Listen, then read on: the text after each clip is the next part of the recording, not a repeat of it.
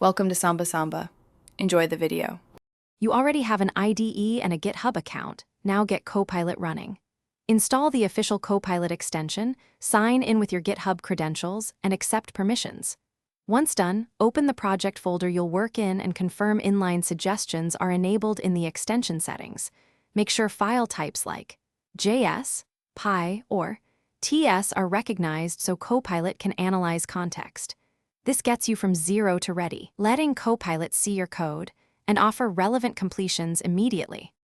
You write a comment or start a function and Copilot offers completions, except with tab or arrow through alternatives to pick the best one.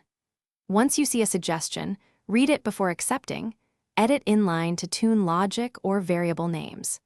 Use clear comments like fetch user by ID and return sanitized result to guide the model toward the intended implementation. Make sure to customize suggestion frequency and privacy options in settings so the tool matches your workflow and compliance needs.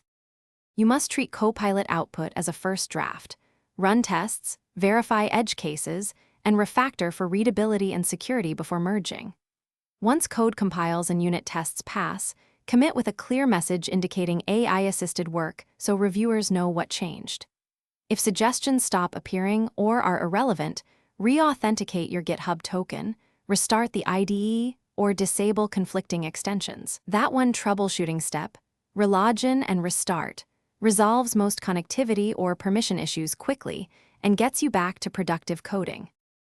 Thanks for watching. Consider subscribing if we helped you.